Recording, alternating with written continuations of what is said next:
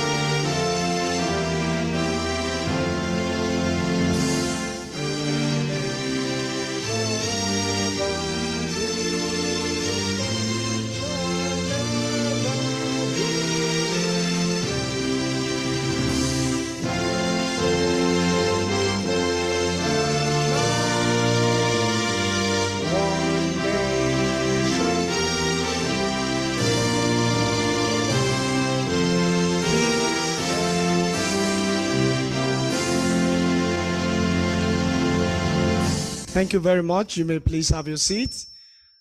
Once again, it's my pleasure to welcome you to the IoD Nigeria Members Evening.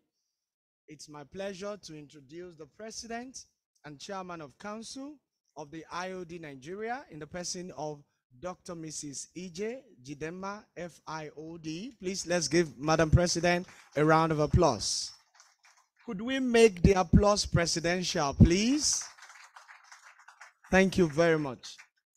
It's also my pleasure to welcome the first Vice President, IoD Nigeria, in the person of Alhaji Tijani Borodo, F.IoD. Also my pleasure to welcome this evening the second Vice President in the person of Mr. Adetunji Oyebanji, F.IoD. We have here present the Honorary Treasurer, Prince Austin Enajamo Isire, F.IoD. You're welcome, sir. We have the guest speaker for this evening in the person of Dr. Lucy Newman, and she's here with her husband. Please, can we give them a round of applause? Thank you. You're welcome, madam. And we have here with us all council members here present. Please, can we give them a round of applause? We recognize all our council members here present. We have here today the Director General of the IoD Nigeria, Mr. Dele Alimi, MIOD. You're welcome, sir. At this point, it's my pleasure to welcome upstage the President of IoD Nigeria, Dr. E.J. Jidemma, to please give our welcome address. Please, can we welcome the President?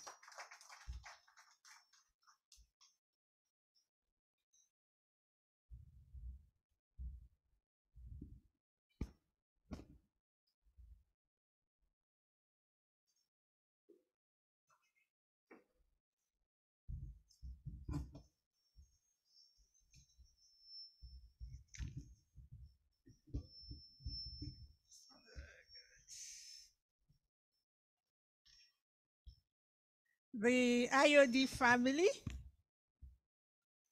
it's quite exciting to be here. This year has been a special year, as you know, and so it's very refreshing for us to gather together again once more.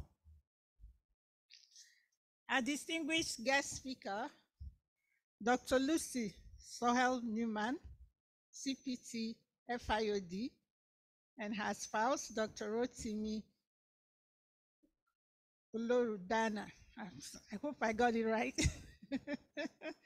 You're welcome. It's like homecoming. Our distinguished past presidents. I realize some people are online. You're welcome online. Those joining us virtually, and you're welcome those that are here physically. members of the Governing Council of our great institute, members of the Executive Committee, our office holders, First Vice President Alhaji Tijani Borodo, seated here, Second Vice President Mr.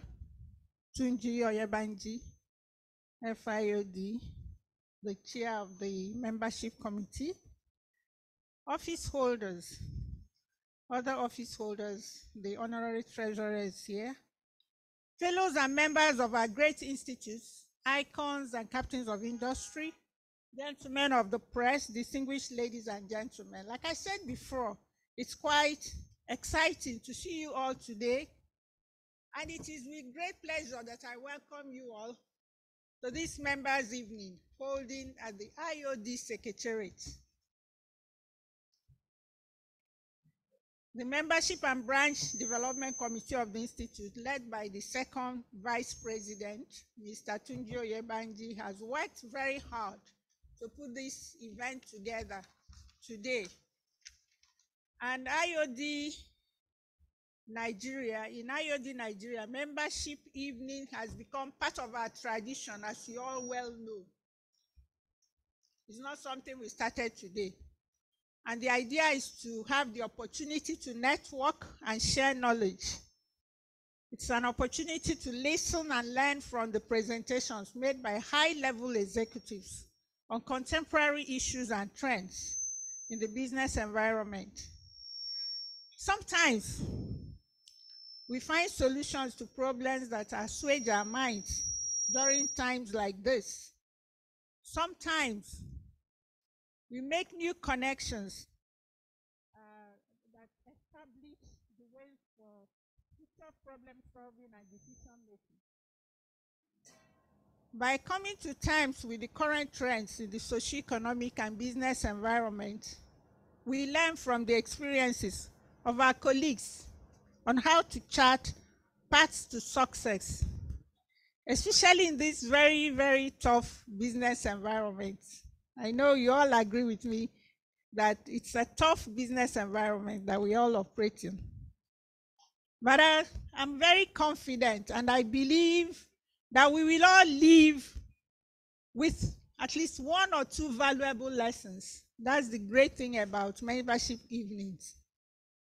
Ladies and gentlemen, our theme for the members' evening today is converting brain drain to brain gain, harnessing local talent for competitive advantage.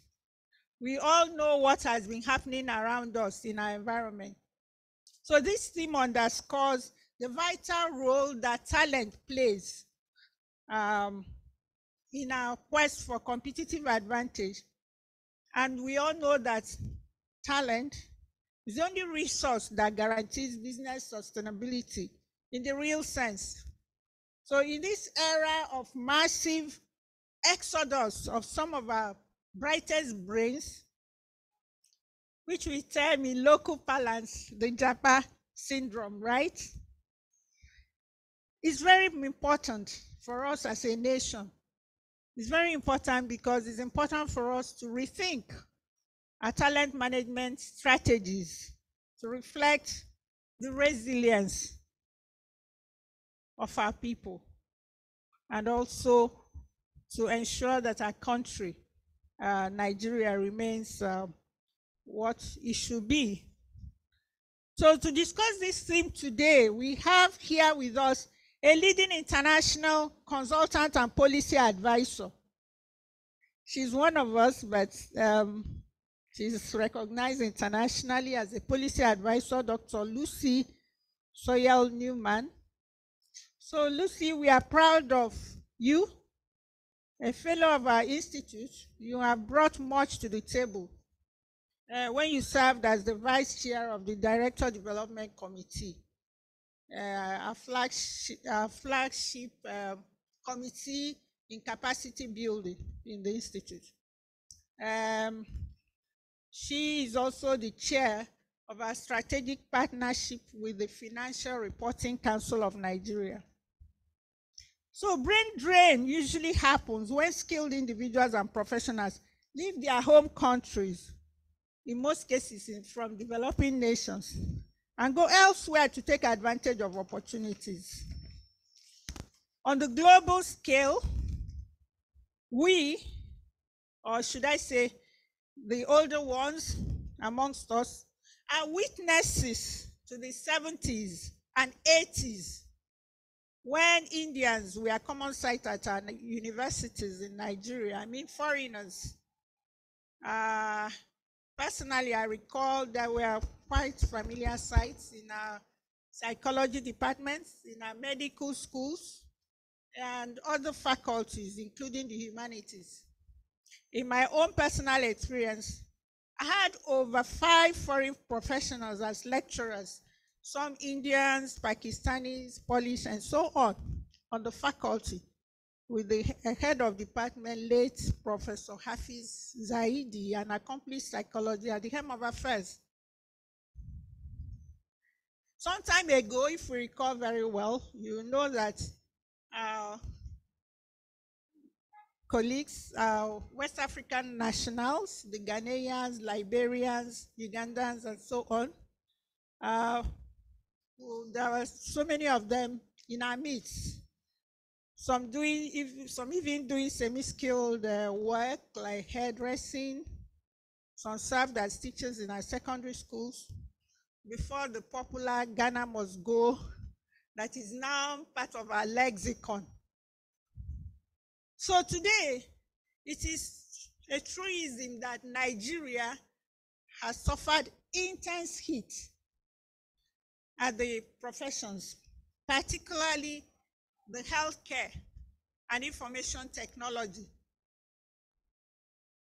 The exodus of our professionals has reached such a stage or peak that Nigerian doctors and healthcare practitioners are specially recruited, and in some instances, foreigners recruiters have flown down to the country physically to do so. So let us leave the statistics and numbers to today's distinguished guest lecturer or guest speaker. These scenarios clearly demonstrate that the external environment in which we operate, or what can be called a psychosocial-economic environment, is a key determinant of our behavior. Some have enumerated political instability, poor quality of life, limited access to healthcare, and so on, as part of the causes for their migration. For a country that is bleeding or badly hemorrhaging in terms of its human resources, and in most cases, where we lose the best of our talents, is there any hope? I'm asking, is there any hope for us? If you think so, can you say it, I mean, with all the confidence?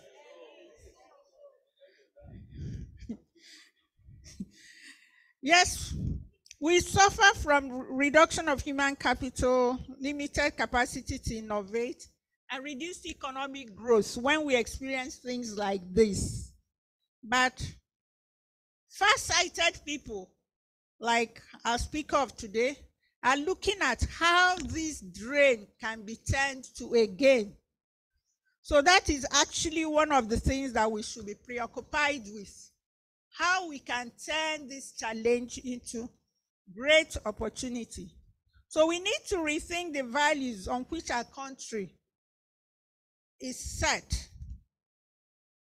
For instance, when you look at a merit-driven society, merit as espoused by our institute, a person should be given a job based on his or her own merit.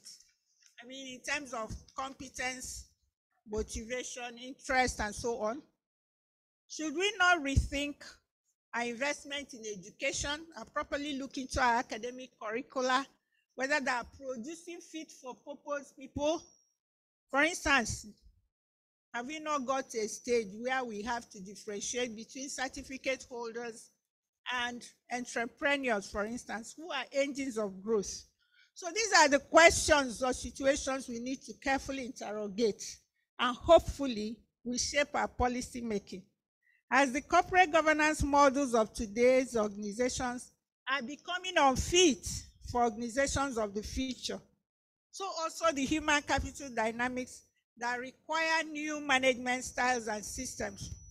If we are going to be able to derive the values required by organizations to survive, and not only to survive, to thrive.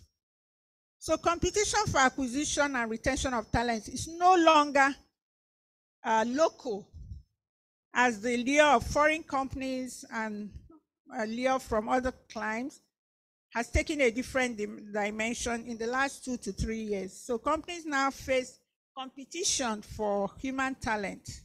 So that war for talent is not going away any soon.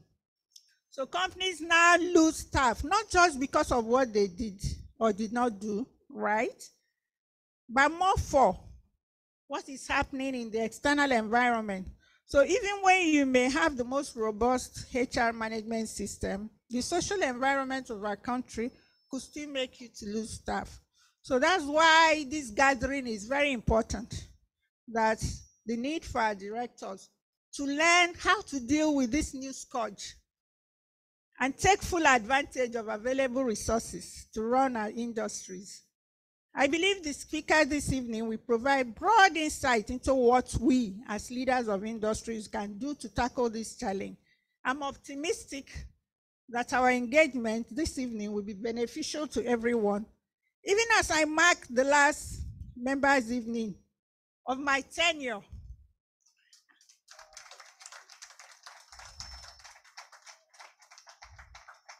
I want to seize this opportunity to thank you all for your unflinching support. Let me assure you that our institute will continue to show greater concern and commitment to work with all stakeholders to engender business-friendly environment for robust economic growth. So we have continued in our stewardship to converse for good corporate governance practices for all private, public, and even non-for-profit organizations in the country. And we will continue to partner with business leaders to ensure that this happens. Let me also say that the charter of our institute, the charter bill was assented to by the former president, Muhammadu Buhari, on 26th May 2023. The Chartered Institute of Directors. I'm confident that this will usher us into a new era of remarkable exploits and development. Once again, I thank all our eminent personalities seated here and those virtually. I hope it's still working. I want to thank all of you for sparing your time to join us at this exciting forum.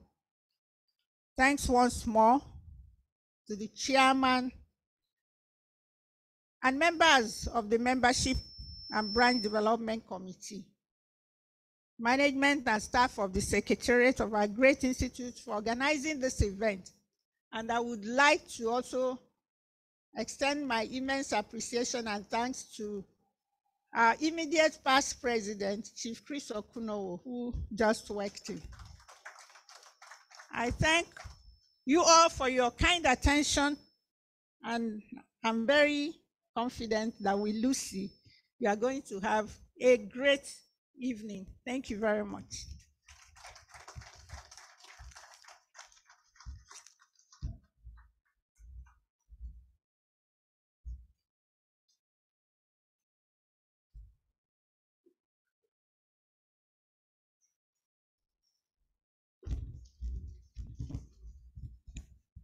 We can do better. Can we give her another round of applause? Thank you, Madam President, for that wonderful welcome address. Thank you. Thank you very much. As we move on, we have here present this evening with us the immediate past president of the Institute in the person of Chief Chris Okunowo, DFIOD. Please, can we give him a round of applause? You're welcome, sir. This is the hour we've been waiting for, and it's my pleasure. I would like to crave your indulgence, ma, to please rise as I read a brief citation of the guest speaker this evening. Dr. Lucy Newman, CPT, F.IoD, a global citizen, proudly African of Nigerian descent, an international consultant, policy advisor, for nearly 4 decades, experience in executive and non-executive and advisory roles, experience with the private and public and non-for-profit sectors in Nigeria and sub-regional, continental, global, professional networks with some multinational agencies, and has served on major syndicated international consultancy projects for major state governments in Nigeria and 2 SADC countries.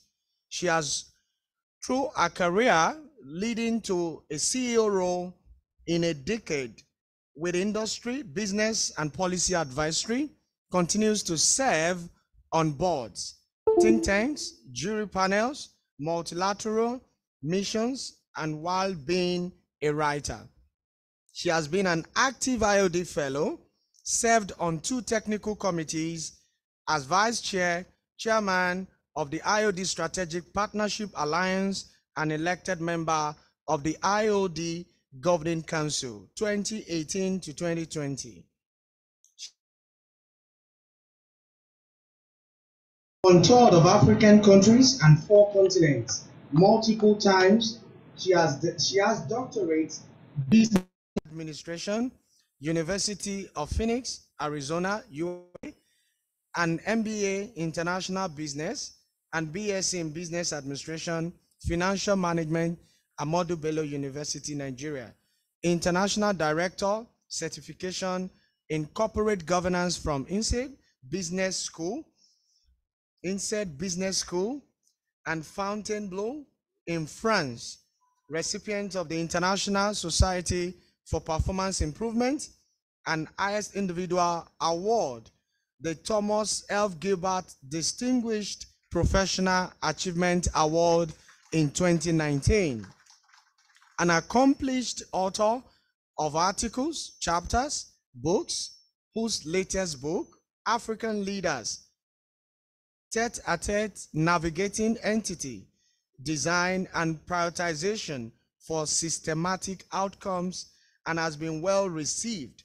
Happily married to Dr. Gabriel Rotimi Olokodano, and has 3 interesting adult personalities as sons and a beautiful teen stepdaughter. Please join me as I welcome to the stage Dr. Lucy Newman for her speech.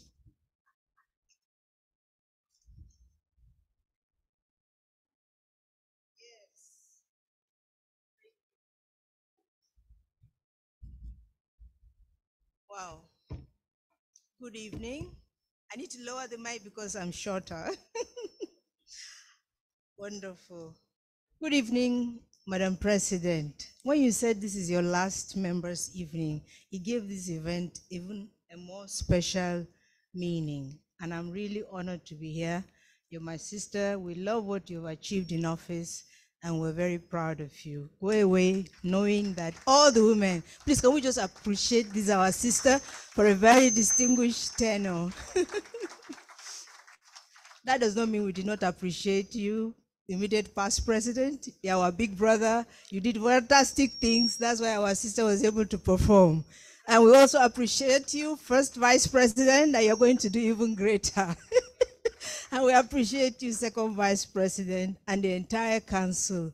Congratulations, and it's an honor to be here to the council members, members of management, distinguished fellows and members of IoD, and a special man in the audience, Dr. Rotimi Olokodano, my dear friend and my husband. I decided, I pulled him out today. Normally he would not have followed me, but today I've applied all the tricks and he's here with us. Thank you very much. And he also knows many people in council, so he's among friends. This evening, we're speaking about something, and Madam President, your welcoming remark was fantastic. You know what I did when they gave me this topic? I said, I know if there's going to be any comment before that, and if it's going to Madam President, she's a people person, she's going to research it, she's going to do everything. So instead of me to have an introduction, I was relying on your speech, and you delivered. Thank you very much. Thank you, thank you, thank you. So this evening, my clicker, okay. What we're going to do this evening is that we have a very, very short time. I made the paper in 4 big sessions. Those sessions are, the first one I will set context, and then I will also give us approach and objectives of what we want to achieve. I will also share some data with us. Data is, I love data. Data tells all the stories. After we see data, there's no need for more stories. And then we'll have 2 case studies. These case studies were deliberately chosen and for a purpose. But what we're going to do when we're looking at data, we'll just breeze through. I'll be very fast over the data stage. And then when we do the case study, we'll really digest it and look at it. And I hope that we'll look at some policy considerations, and I hope we'll be able to go away with something.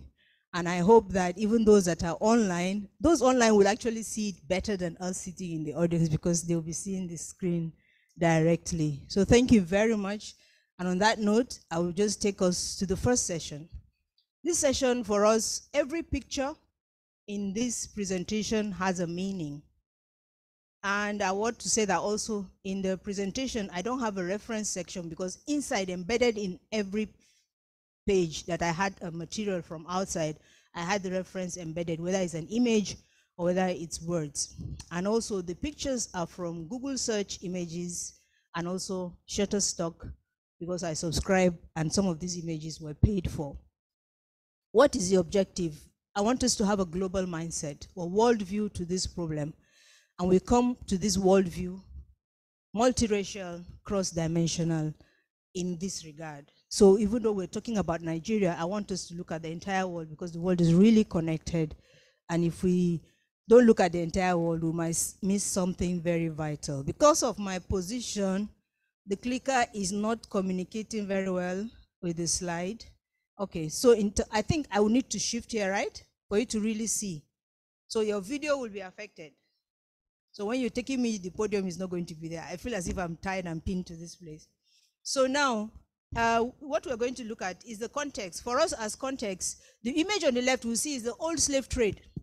In the middle is all these migrant issues going on high seas. The lower image are professionals, intellectuals. These are the ones that are making us to talk about this topic now. The professionals, they are leaving, and they're leaving our organizations en masse. But what I want us to see is that, no, I can use, oh, no, I'll stay here. I'll just turn it. What I want us to see is that migration is a natural human reaction. Sometimes it's due to antagonistic situations, and sometimes it is outcome of push and pull factors. It has happened through human history. During the slave trade, it was involuntary and predatory in approach. Later on, we had asylum seekers. Remember Andrew checking out? Andrew checking out during the draconian military regime, and some people were actually fleeing. So we remember that was Andrew checking out. Now this one is now voluntary migration, and it is youthful professionals, skilled and unskilled migrants, moving from jurisdictions that seem to be failing systems to jurisdictions that they perceive to be better. I use the word perceive with great responsibility. Now, what we will seek to do during this session. Okay, I repent. Give me the microphone.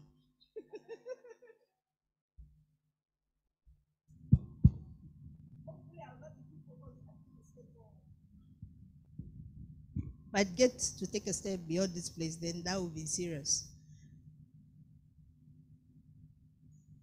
Okay, what we will seek to do is to note the trends that we have, align the Nigerian situation to some other jurisdictions. We'll consider possible mitigation pathways, as Madam President has told us, and we'll also have fun within the process. We'll be networking, we'll be eating some few things, and some of us are already bonding. Now, in terms of, I'm looking for the best place. Can you remove those things in front of the computer? It's blocking. Can they move? Because they are blocked, or move the computer backwards. Because what it means is that there's no, now it's better. The approach we'll take is that we'll look at the trends in human migration, high level. We'll review data. There's data that I collected, because when I was told that I was going to speak, I said, what will I do? And I deployed some surveys, random surveys. And then we'll have the example. One thing I want us to note is that I'm not going to speak on items that are already in the news that we know. I'm not going to bring headline news items on this subject, because some of us, we all watch television, we know the headline items, we read newspapers. Some of us have even spoken on TV sets about this issue. So I'm not going to bore us with things we already know that we have spoken about. Do we have an agreement on that? And I also know we're all busy people. If we all came here, then we need to have something different. Okay, so on that note, we are good to go. The migration trends. This image is very important. It's the crystal ball held in a hand, and it's reflecting the environment, and it's balanced because you see the environment reflecting within the crystal ball. If we look at the migration issue without the context, we will miss it, and we would miss what we need to do about it, and we might not gain from it. Those countries that have realized this and have been futuristic are cashing in on the whole situation. Fact is that the number of refugees fleeing for war has decreased over time, and is now very, very minimal. However, the share of migrants that are outside fleeing their region for economic reasons has actually multiplied 6 times in the past few years. And the direction that all of the people migrating are going to are the OECD countries. There are 38 of them, and then they have 5 partners. I want us to look at this screen very well. Look at all these countries, 38 OECD countries, that is Organization for Economic Cooperation and Development. These are them: Australia, Belgium, Czech Republic, Denmark, Estonia, blah, blah, blah. Is Europe, is Americas, is Middle East, is Pacific. And then there are other partners, and then our brother here, South Africa, is also there. We remember the xenophobic issues that some of our people faced. So these OECD countries, they've invested in their system. They have some certain things that our people are attracted to. I know one of them, some of them, somebody wrote to me, because in this survey, I got some very interesting feedback. Somebody told me that diaspora people, they have 2 conditions. I must vote, and my vote must count, and I must be able to express myself, and I must be able to talk to my leader directly. If I don't have those things, I don't want that place. So these are some very funny stuff for them. Now, in the data I have global, I have Africa, I have Nigeria. In the global trend, in line with the OECD, we're all governance people. We remember our first code. We used to quote it. According to OECD governance code, blah, blah, blah, blah, blah. We have used that a lot, Then we now had King Report, and then we're now talking another thing. So OECD, they have an issue. What's the issue?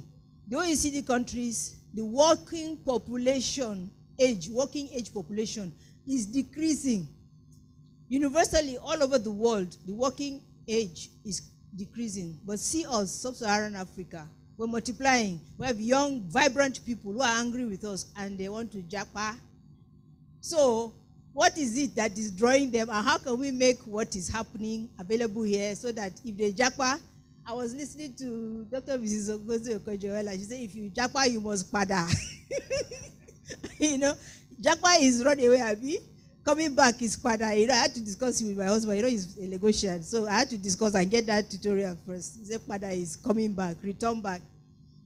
So this is the data. What is it? I've already spoken about. But something that I was shocked about in this process was that the number of documented migrants within and from African region has doubled globally since 2010. And then the primary push factor for African migration are conflict, repressive governance, limited economic opportunities. And 9 out of the 15 top countries, I have a table, are running because of conflict. And our country is one of them. And most African migration, well, this was surprising to me, remain on the continent. When I saw that remain on the continent, I said, aha, they don't want to see, Northern Canadian freezing cold. I remember there was a lady during winter, she was video recording and she said, look at her, she's talking, and air is even coming in her mouth. She's like, she's sitting in Canada, that is so cold. She started cursing our politicians. Because of that, she's cold. She's supposed to be at home, warm and cozy, but she's enduring the cold. So I saw that. Then I remember how many of our people are coming back from Sudan? So the migration is only small externally, but we're migrating within Africa. So imagine what will happen with Africa Continental Free Trade and single passport. Now we will be competing for resources within Africa because they'll be coming to where life is good. How are we preparing to be that destination for skills in Africa? Anyway, so that was a good shocker for me. I have this table, which I've already spoken about. When we see the slide, I know I asked Sena, and she said the slides will be available. If we see the slide, one thing I want us to know about the slide is, note these countries that have to do with conflict, note Nigeria, see the figures in 1990, and look at the figures in 2020. They have almost tripled. The other thing I want us to note here is also this table, which came from Africa's Center for Strategy. They keep track of all these things. This is the data. The blue line is migration from Africa, outside Africa. This is migration. The green line, the green area is migration within Africa. Then the orange area is migration to Africa. Even that one too is increasing because some of these, my friend that lives in abroad, she says she has arthritis. What's the weather like in Nigeria? Is it very interesting? She would like to run away from the cold and the wet weather because of her arthritis. She likes to stay in a dry area. Can she go to Borno State? I said, not now. You're coming from New Jersey to Borno. Don't go now, please. Just wait. Now, the issue is, within Africa, what is immigration? You see this? The green line is West Africa, running from West Africa. The blue line is East Africa, running from East Africa. Then the red line is North Africa. Surprise, surprise. Central Africa and South Africa are not doing anything. They're okay. They're staying back. Very few of them are going out. But during apartheid, they were all running away. Now, they're staying with all the crime and everything. That's very interesting. So what do we see as a conclusion as I wrap up on African trend? On African trend, Africa has the growing part in the global migration. People from other continents are coming to Africa. From 2020 to now, the thing has grown by 42%. Yes, we are jackpotting, some people are coming here. That's very interesting. Most of the people coming here is our solid minerals and our natural resources. They are setting up things to be able to extract our industry, extract our system, set up packaging and take it away, But good thing I saw, Gambia, Rwanda, and Uganda are the best scoring among low-income countries globally that have capacity to enable, to grow, and retain human talent. So as we go back to our respective boards, let's go and check what are they doing. Rwanda, we all can imagine what it is. But yesterday they said some generals had to be asked to move away. That's it. For those who look at country sovereign issues, that's a question mark to start looking at Rwanda already, whether the golden days are over. So that's it on the global. So let's look at migration trend for us, Nigeria. This is our migration trend from 1950 to current. 1950 up to, it was around, what happened to us in 1990, 1989? What happened? From 1980, we war ran away, yeah? I think that was military regime, right? Terrorizing regime. That time, all kinds of NGOs and people were listed, and then you can end up in that underground cell. That thing is gone. You can end up in that underground cell. But if you look at the slides also, at the end, when we got democratic rule, your cable to the screen is touching. Make it stay well. Anyway, Sha, that trend you will see is that the beautiful thing about making your own slide is that you know it. If you didn't know it, you would have been lost now. So the trend that we have before he sorts it out is that we will see the trend of during the military regime, that the whole thing spiked up. Then after when we started democracy, it came down. And then later, when you will see that from a certain time, it actually went up again. And now we have stabilized at a trend. But if you look closely at the graph, you will see that it's beginning to spike. And the beginning of spiking started around 2015 and it increased more 2019. If they are to do this figure for this year, I don't know what it will look like. So what it means is that when we go back to these areas, you know when you do presentation, you have backup 1, backup 2, backup 3. I have backup 1, which is in my head. Backup 2 is on my phone. So if you go back to the figures, you find out that the reason what happened around that time was the military regime, and then now it's beginning to spike. But the things that we can really link to that stage was June 12th. June 12th also had a spike. After June 12th, when this thing happened, there was a spike. SAP in 1989, we also had a spike. And then now we are having a spike.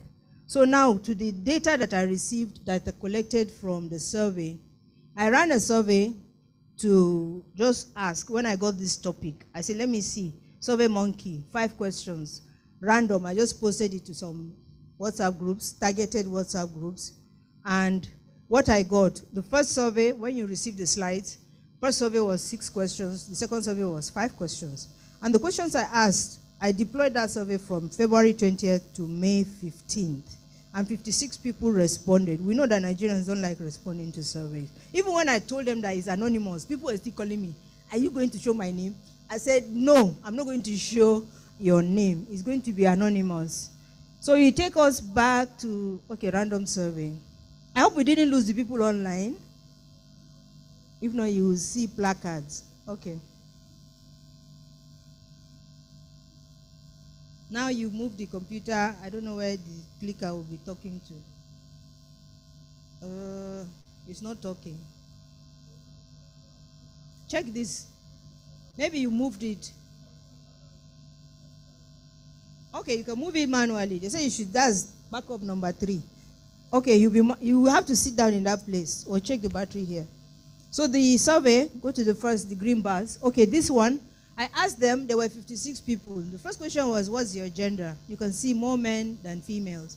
Then I asked, what's your current age? You can see they were all over the place because it was in a group.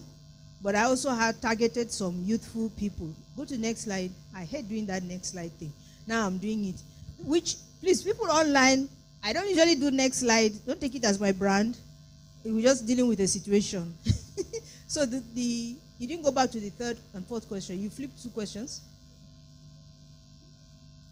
Okay, have you ever thought of, okay, the next one is, have you ever thought of immigrating and leaving your country? See the yes bar. That includes seniors, you know? Some who have children already outside, they're thinking of, their children have entitlement to file for them to come over. Grandmas and grandpas. Now, have you initiated migration process? They've thought about it and see the number that's initiated. Yes, they are more than almost 40-something%. Those who have not is 60-something%. Let's go to the next slide. It's working now? Give it to me if it's working. All right, thank you. So which continent are you planning to migrate to? Some people are not sure. They're just, thinking wherever, let me just escape. But some people, very large number, US and North America. Some people are Europe, some Middle East. Some even inside Africa. You see that matter that we spoke about, African migration. Then which continent are you completing the survey from? Most of them were from home. Some of them from Europe and North. This was very interesting. They are in these areas and they are still thinking of going to another area.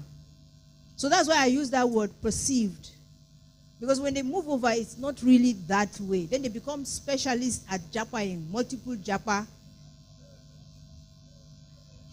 The second survey came because somebody told me that this survey looks as if, and the good thing, when I heard about the Philips Consulting survey that they did, I checked it. I said, oh, they did it last year. Oh, the result came out like 3 days after my survey. So I said, they can't say I was looking at their own. Mine was done first. But somebody called and said that question was tailored to people who are trying to japa, that he's a parent and he is actively checking for his child to japa. So that survey did not answer their matter. So I got like 2 feedback like that. You remember the seniors in that age group. So I did the second survey. This survey was very short, targeted, and 25 people responded. Have you considered immigrating from Nigeria? Yes, some. No. Then this question is different. Have you funded or supported any family member or work colleague or anyone with their plans to immigrate in the past 7 years? See the number that is yes. These ones are no. Do you remember any family that you know that personally returned to Nigeria? Very few. Most said no. Nobody comes back. That's deep also. Are you planning to immigrate from Nigeria within the next 5 years? See, the gap is closing. Yes, there are not too many, as you know. Are you supporting anyone who plans to immigrate from Nigeria over the next 5 years? See, the number is almost the same. So as we wrap up on this data phase, Japa or brain drain is a phase that is just beginning. It's not going to cut. So let's just accept that it's going to keep growing. This is just the starting point. I personally, I cannot count how many people that I knew. Even the guy that used to fix my laptop, I went to look for him. I sent him a number. He said he's not here anymore. He'll give me somebody's phone number. Where are you? I'm in the UK. What happened? He has jackpot.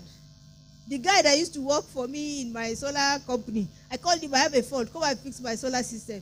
He said, hey, I'll give you the number of the person that is taking over from me. Where are you? He's calling from Canada. So it's going to continue. Fact is that youth disenchantments are building from 2 things that have happened in this country: NSAS and the election, and will likely get worse before it stabilizes. Many of them are looking at the election petition going on, and depending on that, they will take a decision. So they might not show it now, but it's better for us to accept that they might have another exodus. It sounds as if like one who goes to doctor and doctor say, I'm sorry, I have some bad news, but this is the bad news. It's going to grow. Historical and empirical evidence shows that. But we are all directors, and I want to draw our attention to something that PwC has done. The Global CEO Survey, which they normally report at Davos every year, this year they said 40% of CEOs think their company will no longer be economically viable in a decade if it continues on the current path. Let's just park that as directors and remember how our market has transformed in the past 1 year. And they said that out of this whole issue, technology, telecoms, healthcare, manufacturing will be affected. And we know the sectors that we have seen our people leave en masse. Banking, healthcare, telecoms, even, what's the other one? Manufacturing have also gone. Now, based on this, I want us to remember the OECD countries. Madam President told us in our welcome remark, it is all about war for talent. The highest bidder takes the best. And it is a fact we cannot change. However, how can we flip this for our own benefit at home? I have some examples, and I want to look at these 2 case studies with us. The image here is like you have multiple threads, and you join them and stitch, and you have a very good cord. Let's look at all these things and stitch it together and have a position for our respective boards and companies. And those of us who are politicians advise the government. and we see how it is. The 2 examples are Philippines and Mexico. One is from Latin America, the other one is from Asia. Why did I take them? Because their demographics and their economic situation is not too far from us. And then we have some cultural similarities and all that. So, what is it about Philippines? Philippines has a labor migration policy by the government that allows and encourages immigration. The reality for us as Africa is that we're a very young continent. We have, the World Bank reports that 60% of our youths are jobless. And many of them are very creative and very understanding. And some of us, we have given them the wrong education. We're telling them to memorize something. They want to challenge their creativity and all that. They want to find expression. So now, Philippines created this in 1995. And as a result of this, what is the target? It looks at the process of regulating immigration, protecting immigrants from the Philippines, reintegration when they want to come back, when they want to pada, when they want to come back, and then support to their families at home and abroad. And they have clusters of, there are about 38 countries where they have their own immigrant association of Philippines that they look after themselves. And I didn't take China. China has a fantastic process, but because of their system, it's far away from us. They're on the extreme end. I didn't use that as an example.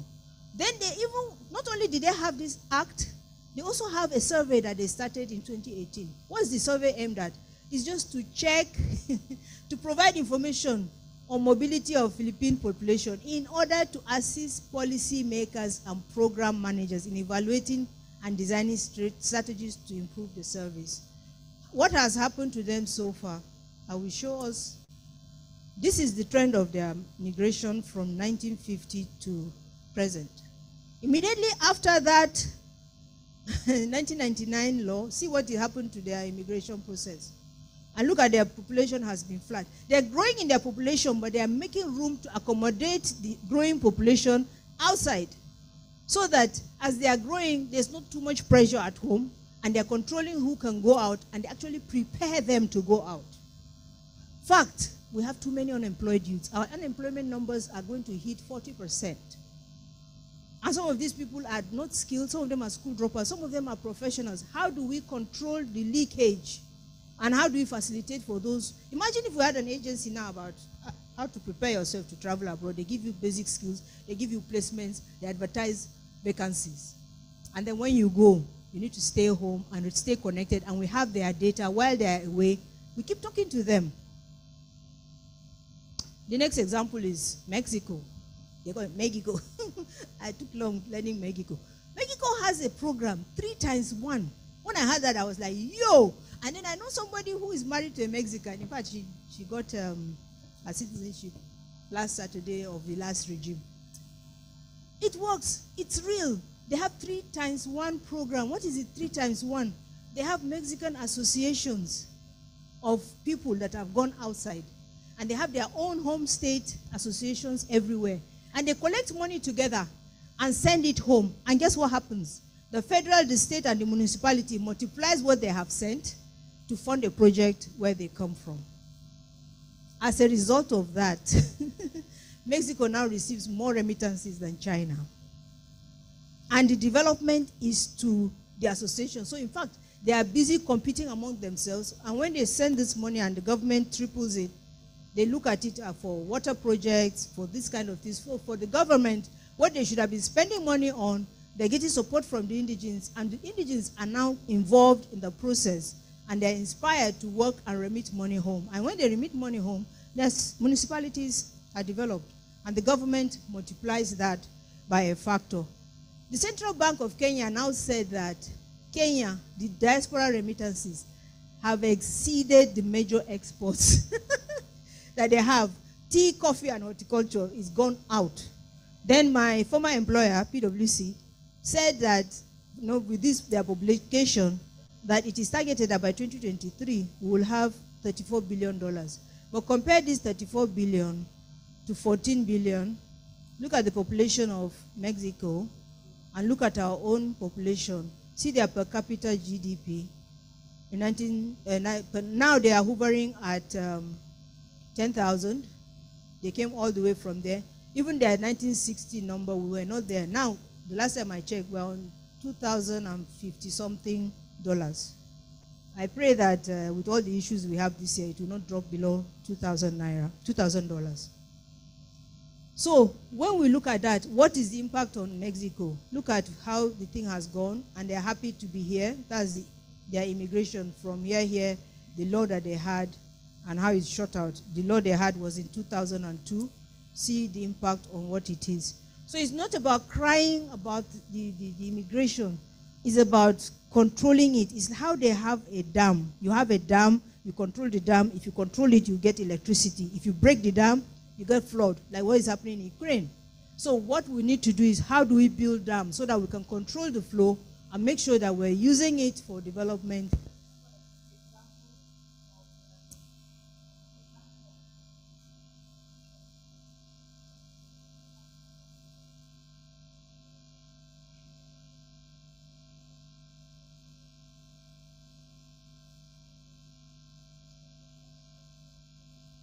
I wanted to be sure, sometimes when you're speaking and they want to tell you time up, they just switch off your mic. And then you know that time is up. I want to be sure that it's not time up. So now we're getting to the case study and call to action. Are we okay so far? Am I wasting our time?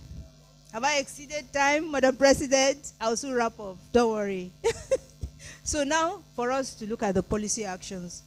I took the policy actions.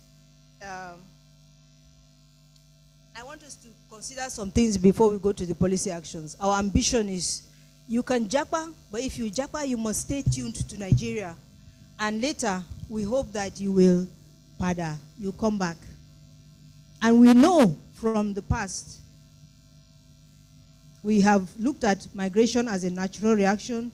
We have looked at, now we have social media, we have connected world, we have declining working age in the OECD countries. And we now see Africa, demographically, the youngest continent, 1.4 billion people. 19 out of top 20 countries that have the youngest demography, 19 of them are in Africa, out of 20. And then, as I said earlier, 60% of our youth are jobless. 60% of the jobless people in Africa are young people. Then I've also spoken to us about our unemployment figures, projected to be 40.6 by KPMG. And we also saw how some countries have taken this and are running with it, Philippines and Mexico. So the growth of population, because the rate at which Nigeria's population is growing, how fast can we provide things for them? And the ones that are getting disenchanted, the ones that we want to go, they're not going.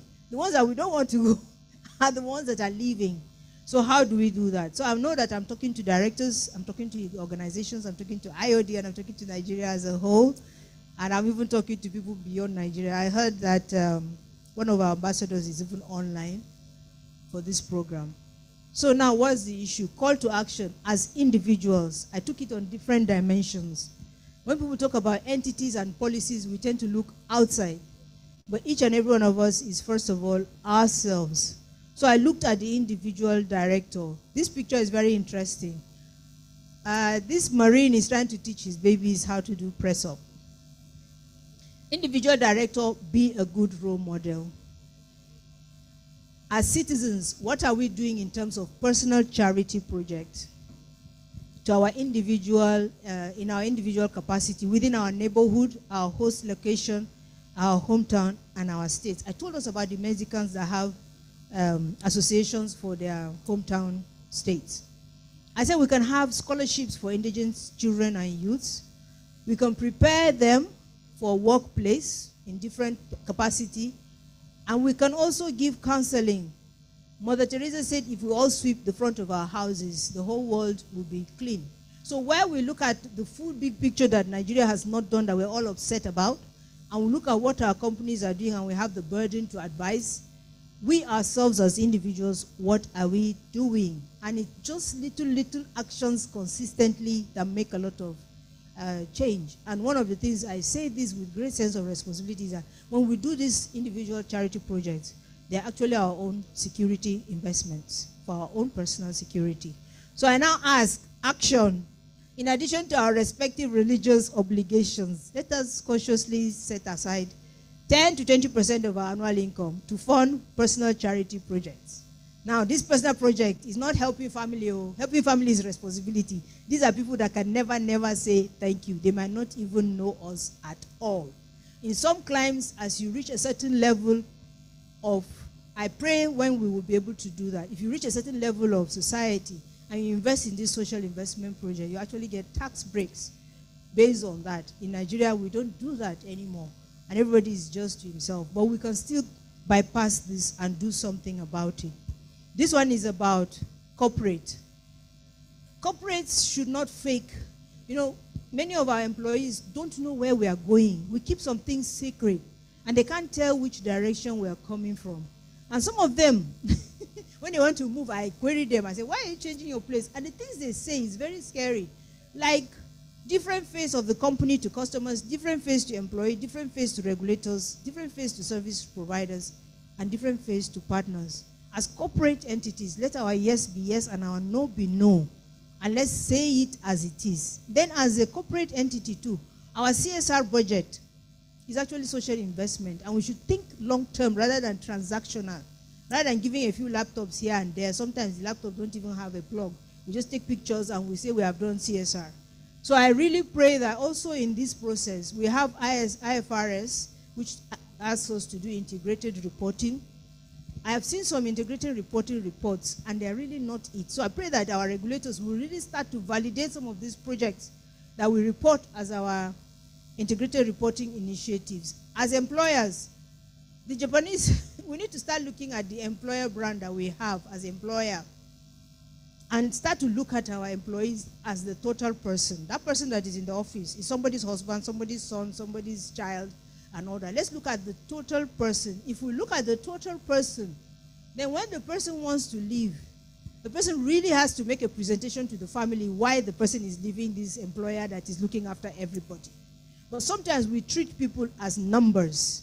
We are not asking after them. Some of us don't do surveys. We don't ask issues. When we ask issues, we don't do nothing about the surveys and all that. I remember when I was in PwC, we used to have annual survey. Even the partners are assessed.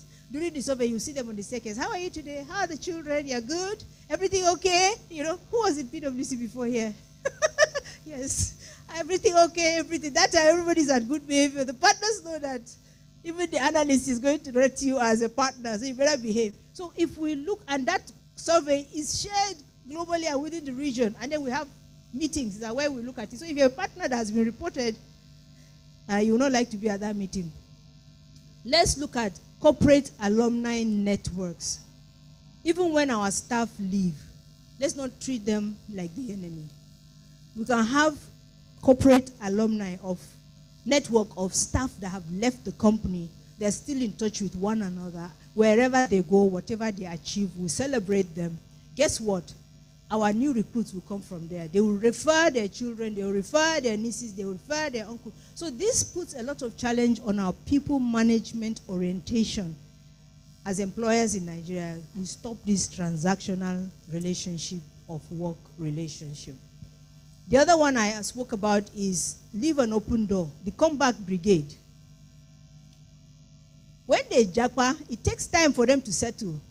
It's okay for them to japa. Let them know that if you are open, if we need you, can you do like 3 months project for us on a remote basis, you know, and we'll pay you.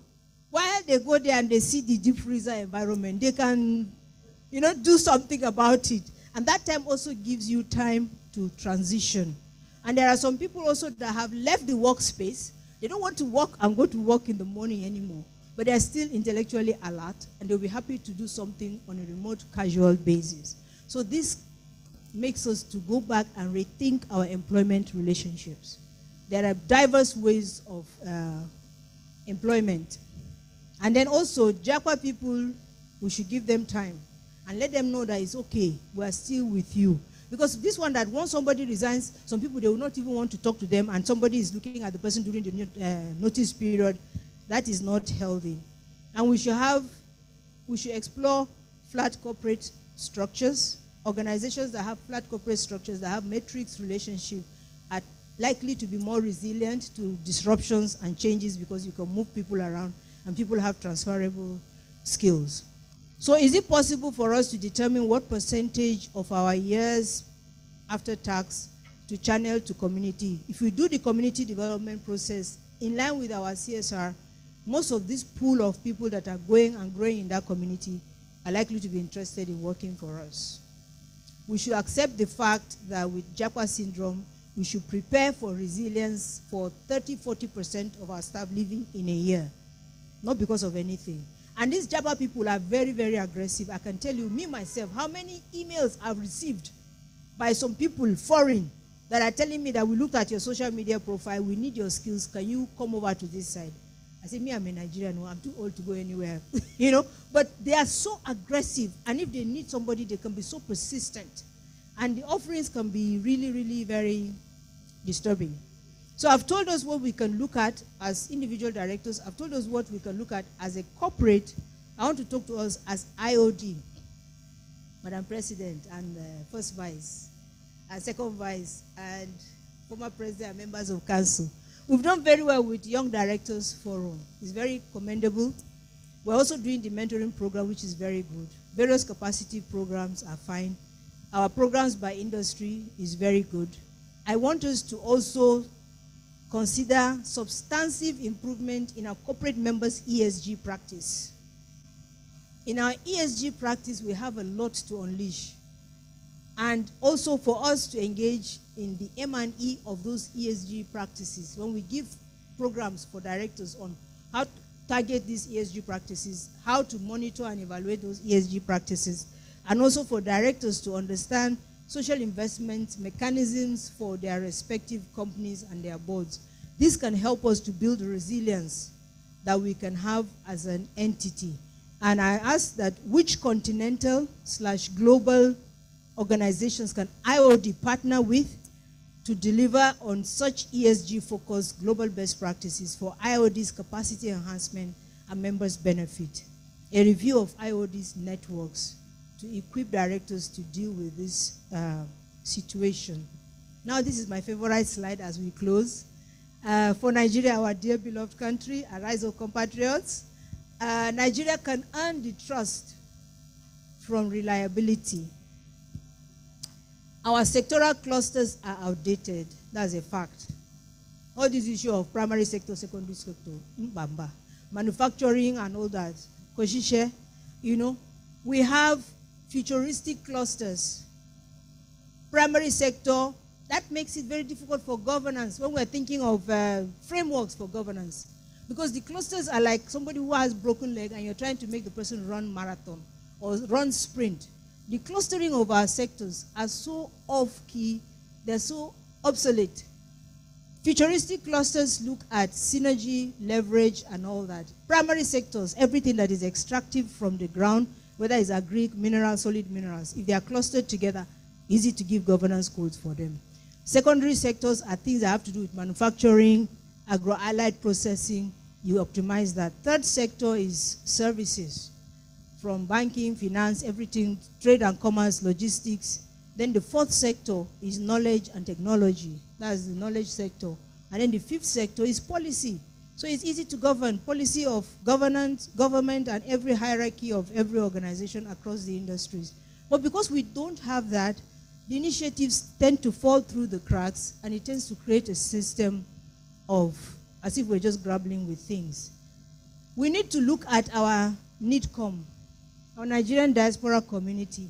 The commission has to be reviewed and regigged to be fit for purpose, transformational, and engaging. It is not a machinery for government propaganda. Right now, that's exactly what it is. And many of our diaspora people don't give a hoot about what NIDCOM is doing. I've spoken to many of them, and many of them say, don't even talk about that. So these are the diaspora that want to engage. These are the diaspora who want them to invest. These are the diaspora. When I wrote that book that I wrote, one of the first chapters is about the individual. And I spoke about a guy from Uganda who is living in California, Los Angeles, who has a project that back home. Many of them are sitting, they can do mentoring and coaching for our people. They can give us this, and some of them can do it pro bono. These are resources, but we need to have platforms to engage them, to make them feel safe, and to make them feel appreciated and have different kinds of benefits. Right now, what we have as NIDCOM is, you can see my face as I'm even talking about it. The trust deficit, our leaders, many of our young people do not trust the political leaders. Many of them don't even watch the television anymore. I can tell because from the ages of my kids, my first son is 34, and 27 and 20 and teenager. They are friends. Many of them don't even watch TV anymore. They say every time they watch the TV, they are insulting our intelligence. So Our political and public office leaders need to become more engaging. Town hall meetings, polls, media chats, national and state. Show empathy to things that people are going through and talk to people about what the challenges are. But you're not talking, you're just doing things and then we just hear, sometimes you even go abroad and we hear it from abroad. So that is, majority of the serious youth don't see a bright future. Somebody told me among the survey that I work in a bank, very high premium bank. Do you know that 5 years ago, if I convert my money to dollar, this is what it is. Now, if I convert the money to dollar, this is what it is. Auntie, I'm going to get married. I'm going to have children. They're going to school. What future can I give my children? Don't you think I need to jump off this sinking ship? I had to tell him, just take it easy, blah, blah. But I knew in my stomach that I was playing the parent side so that he wouldn't take any action drastically without thinking through. But I was not discouraging him. Because if you look at them, he said, I don't want to be taking my children to school and I'm asking my mom and dad for school fees for my kids. I'm getting married. So that is, Nigerian labor migration policy. I went to look for that thing.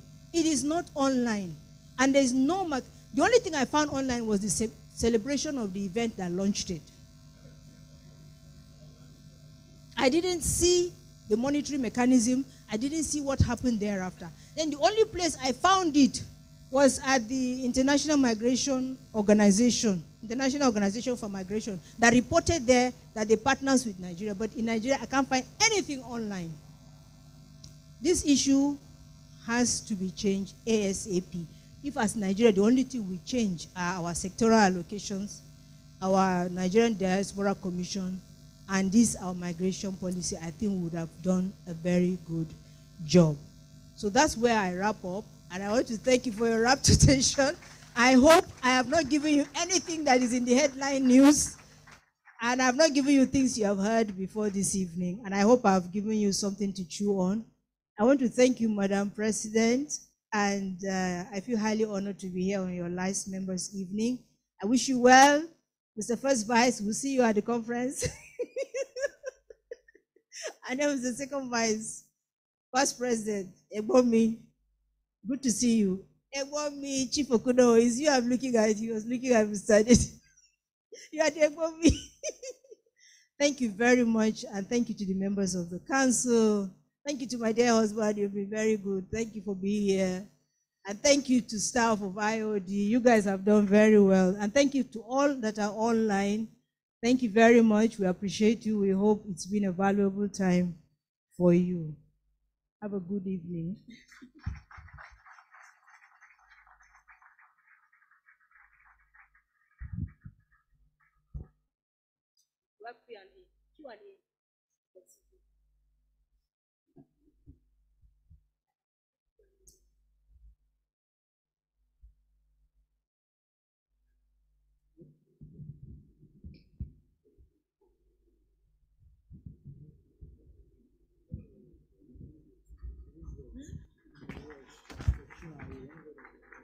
Could we please give her a standing ovation? A round of applause. Excellent presentation, excellent delivery, very captivating. Thank you, Dr. Newman. Thank you very much. Wonderful, wonderful, wonderful time. I know the evening has been wonderful, an opportunity for us to interact. And at this point, we'd like to take questions and answers. And I know that our speaker tonight is ready to take questions from you and comments. So can we have the mic? Where's the mic? Okay. We need one more on our table. Hello, good evening. Thank you very much for the lecture. My name is Chris Okeke. I'm a fellow of the Institute of Directors. I'd like to ask you two very quick questions. Is it safe to assume that the rate of migration is an accurate barometer to measure good governance? That's the first one. The second one is, do you really think, frankly, that the Mexican 3x1 program will ever work here, given our ethnic diversity? Thank you. Okay, that's the first one. Dr. Newman, do you prefer we take first set of questions and then you respond? Okay, can we have about 2 more? Any question from the audience? Okay.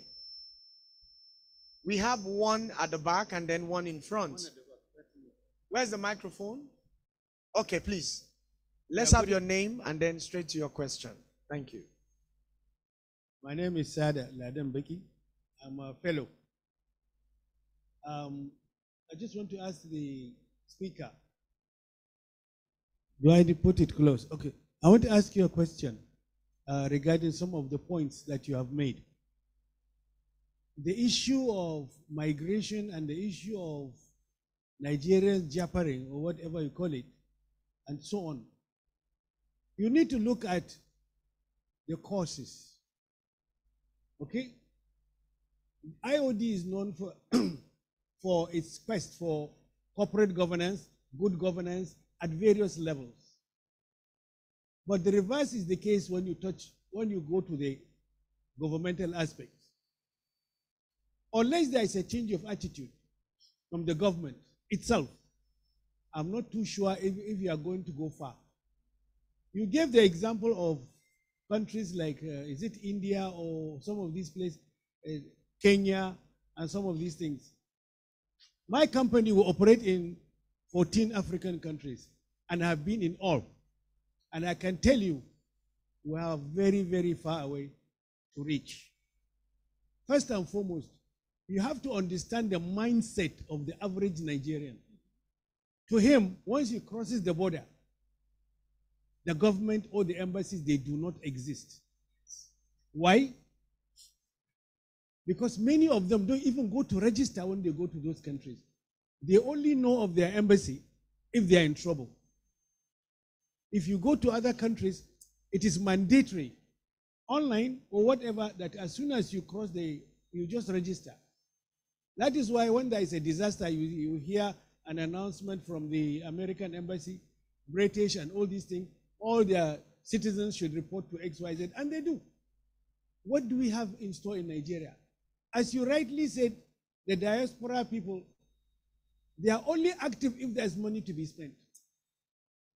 I agree with you.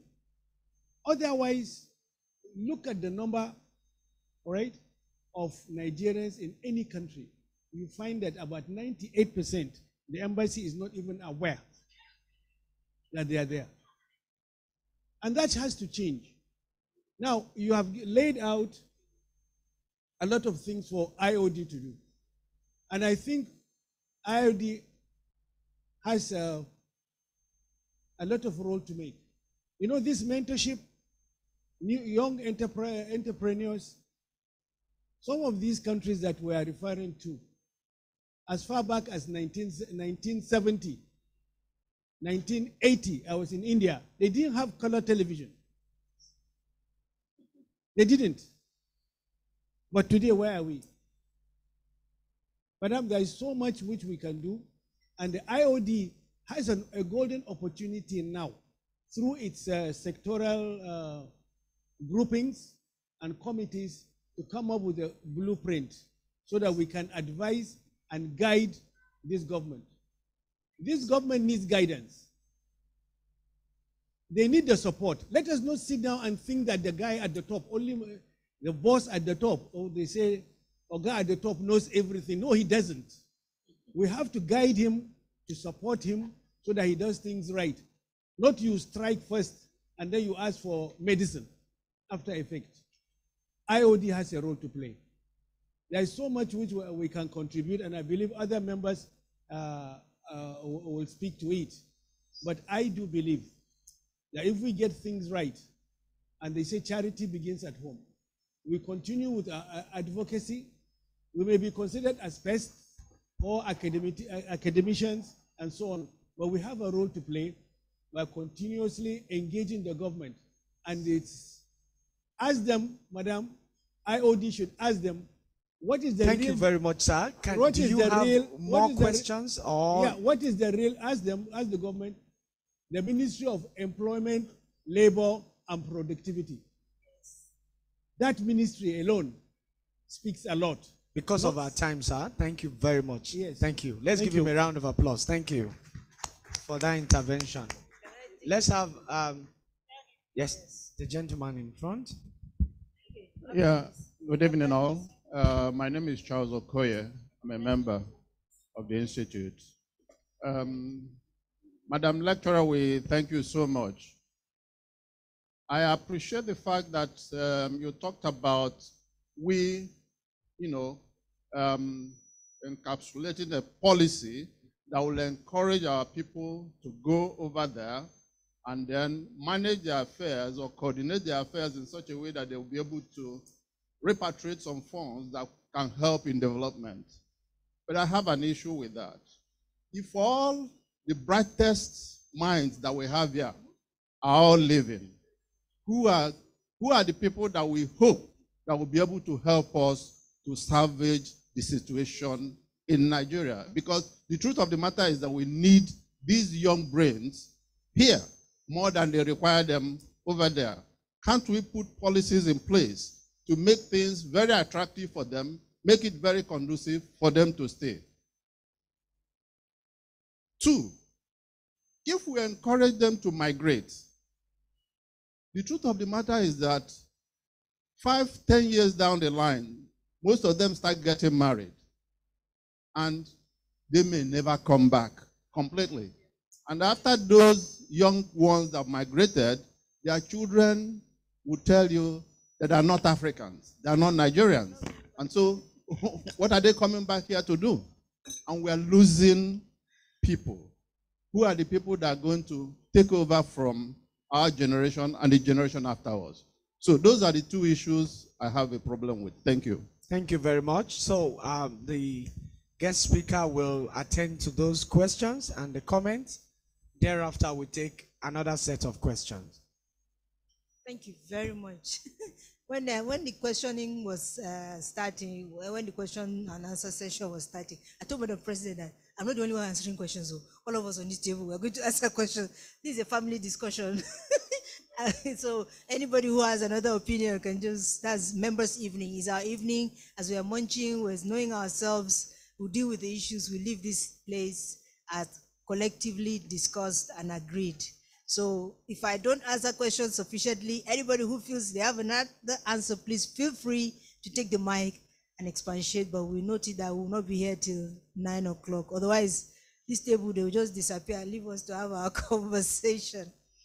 So I would start with the rate of migration. Can we tame it? I think what we're suffering from is reaction to something we should have predicted long ago. And it is also avoiding the consequences of our cumulative actions over a period. As a country, we have not invested in our people. That's a fact. And we can tell from somebody goes to university, the person was going to plan to spend 5 years, and in 8 years, that person has not graduated. What have you told the person? Education is not important. And I take this, my husband and I are involved in so many things. And one of the other things is that the elites in this country have not done well. We need to tell it to ourselves that because we are all comfortable, we're okay. We played the ostrich. As far as me and my house are okay, we are okay. But if something goes wrong, we can't even leave that at our house. And I say that with great sense of responsibility, like somebody who is from Borno State. When there's katakata, the jeeps, the house, they don't matter anymore. With your little bag of backpack, you want to be alive. So that aspect of rate of migration is a fact. We just need to live with it and know that it's going to happen. And some of the arguments that these young people have, they have logic, they have fact. And one way we can do is these countries that have data on their people, just like how in this country we don't have data. How many are we in this country? We don't know. How many are we? We just rely on estimates. For some, I went to Namibia, we did a project in Namibia. Even the animals are known. They have a tag on their ear. If you remove that tag and you key in that number, you can tell the breed of that animal, who owns it, when was it born. And when the animal is slaughtered, that tag is stored in a library and that number is deleted. Do we know how many people are in Nigeria? So there are some questions we need to start to hold our leaders accountable for. One of it is data. When we go to do our data capturing, you capture this one, you capture that one, you capture that one, and it's still not integrated. So that aspect of data and the pace of immigration and watching, even the statistic, Nigerian Bureau of Statistics, it's supposed to be an independent institution. It's not supposed to give us numbers that are doctored to fit political narrations. It should be numbers for planning. I know another country, they run their census every 10 years, and those census is not to decide where is the polling booth. No, the census is to decide how many people live in this place, how many hospitals do they need, how many schools do they need, how much road is there. So census is for development and government providing services. It's not for electioneering and how many poll units there are. The issue about Mexican update, can we do the 3x1? They can do the 3x1 because government is transparent. I went for a project in another country. I was a consultant. And in that country, it was in 2021. As of 2021, the Accountant General's office had the audited accounts of the municipalities for 2020. These are not private companies. They are local governments. They have done their audit. Here I was as a Nigerian checking to see whether they are doing what is right. I did my job by checking if they were right, but my conscience was stricken in my country. So even some of our agencies for the past 20 years, they have not audited their accounts. Public agencies. So these are some of the finer things that we need to do as a society. If we do that, the 3x1 would work, but it will not work in a place where there's corruption, there's no data. And this issue of the public servants, there are some conversations going on, and I know that I'm still laughing because some of us were part of that conversation about national governance policy, Madam President, when we were going for the public hearing and all that, and it was supposed to be private, public, and not for profit. And I remember some of the drama that was going on when it was the time for not for profit. Some of the religious organizations, they came to justify why they should not have governance. Their governance is the scripture.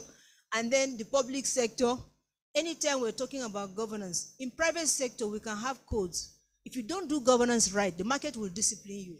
But in public sector, if there are no codes, and anything that we do as a country, the bureaucracy and the governance in the public sector is actually the engine. Until we have touched that, we're really not ready for anything. Some countries, you can go to their website. You will see how many agencies, when they have vacancies, you can see they have policies and they have audits that they have done, and you can see performance. You can just look at it and you see all the municipalities and how they're performing. Data, data, data. Then the other issue is attitude of Nigerians. You know the funny thing about Nigerians, when we travel abroad and you're looking for the flight to Nigeria, just look for the group, the gate where there's so much noise, there's disorder, and they're making noise and everybody's misbehaving. Some people are hanging with their legs up like this and all kinds of things. You know that that is the gate going to Lagos or Abuja. We know how to behave, but when we know that the system is going to tolerate our nonsense, we can do anything we like. Some of the people that are in diaspora, they will tell you, don't disturb me, I'm going home, back to Nigeria, anything happens. So this issue about our attitude of Nigerians and traveling abroad and not connecting with the embassies and our diaspora commission, we should see the diaspora people as our customers. If they see value in being recorded, they would be happy to give their information. Things like text alerts to everybody who is registered in a country, like people that are in this. Somebody that is my church member who is a Filipino person told me, oh, this part of Lagos, they told us that there are kidnaps, that we should avoid this part of Lagos. I said, how did you know? She said, oh, we have a group chat. This is advice they sent us for security. Because they are all in Nigeria, they're all connected in a WhatsApp group, and they give them. But our diaspora people, and for us, when we engage diaspora, I've also said it, we want their money as remittances, but we're not ready to give them services. And their money, they work hard for it, very, very hard. So things like, I need to vote. and you tell me I don't have an opinion to choose who is going to be the leader in the country you want me to send my hard-earned money to, that is a problem for me. So in my last book, I said it that African Union has a responsibility in Agenda 2063, when diaspora commissions ask their countries to allow them to vote. It is not a favor, it's a right. An African Union and African Commission should make it mandatory for every member of the African Union to develop infrastructure to allow diaspora voting. If that happens, then every person who lives will have a sense of belonging. If you see how Chinese diaspora are so engaged in their back home, the Filipino and the Mexican diaspora, there's so much, they know everything that is going on at home, and they're proud to be engaged at home. We need to take our diaspora people to that. And I don't blame them for how they're behaving, but they are our customers as a country. Africa has the sixth, they call it the sixth region. You know, we have 5 regions in Africa, but there's the 6th region. That 6th region is the African diaspora. Most countries are coming up with specific strategies and plans of how to engage them and how to make them feel at home and make them come back. That was why I said, if you japa, you must stay engaged and father. Now, to stay in terms of, we can't force people to stay back. It's their right. When we do that, then we are gagging them, like how companies used to bond. How companies used to bond employees that you can't go. That discussion for the medical doctors, that was crap. When I saw it, I was laughing. Because the reality is that you can't, it's like you're abusing somebody, and then you say you can't go. I have a right to go wherever I want to go. So if you want me to stay, make it good for me to stay. And when they remain connected, if they remain connected, their children will be engaged. They will have their children talking to other children from Africa. They will talk about their culture. They want to speak their language, and they will be happy to come back. Because we see this Ghana project of the year of the return.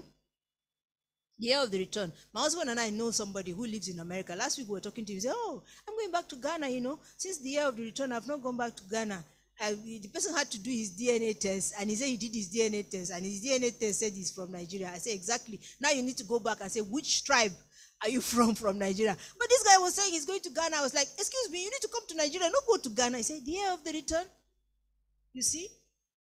So these are some of the, I don't know if I've covered, I've dealt with the succession with the children remaining in their culture and being retained. If you retain the parents, fine. Because children listen. When their mama and papa are talking and saying, S whole country, they don't want to be there.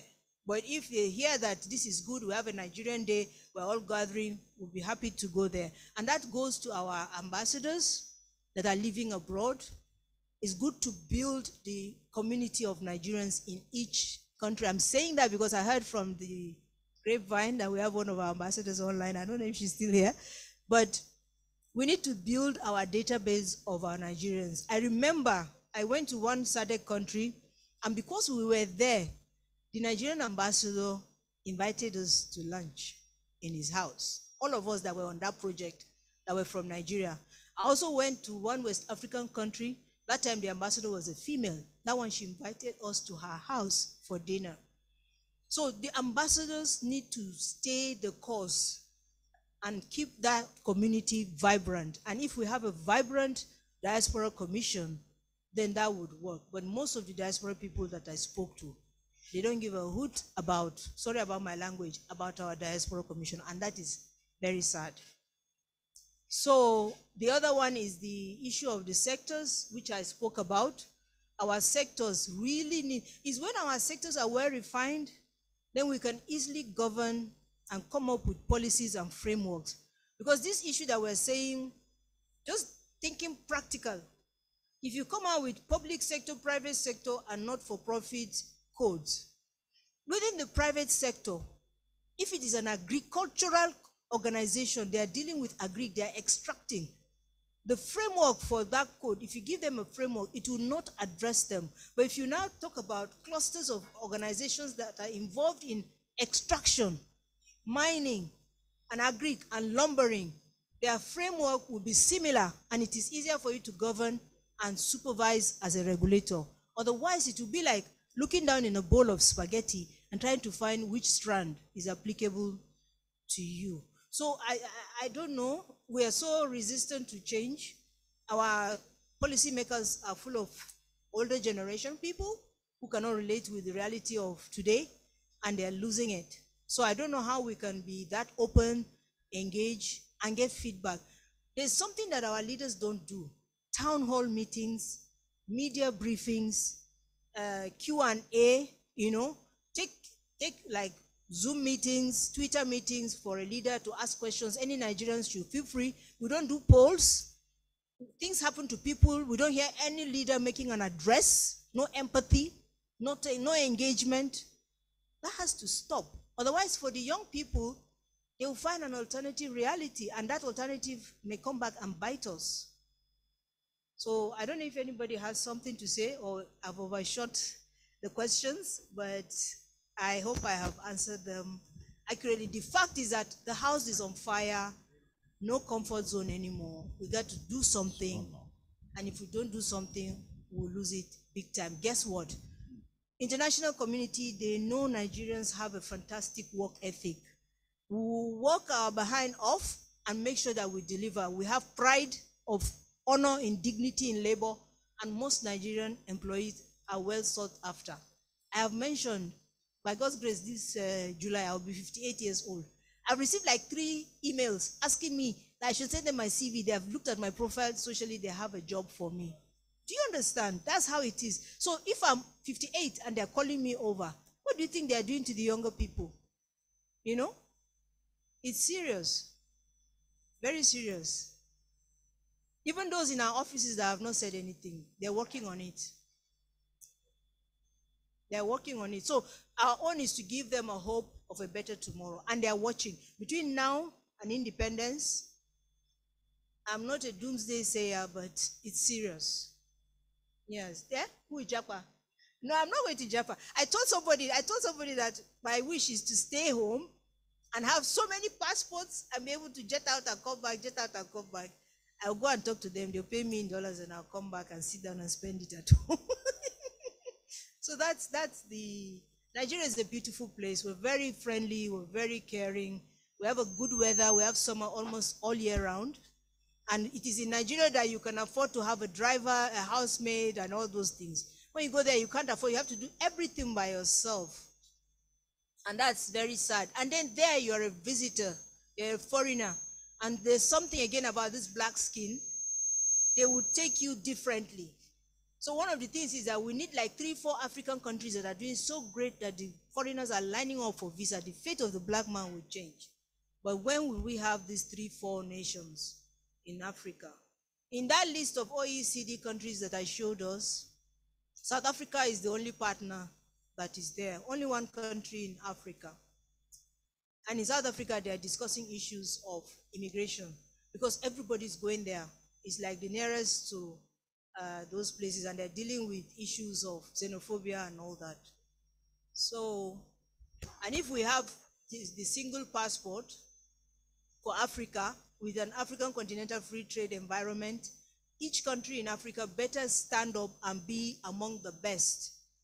I know the MC is looking at me. He wants me to keep quiet. Thank you very much. Please, let's give a round of applause. Thank you very much for the wonderful responses you've given. So we want to take another set of questions. If you have questions, can we have you? The last set. Okay, we have the Honorary Treasurer.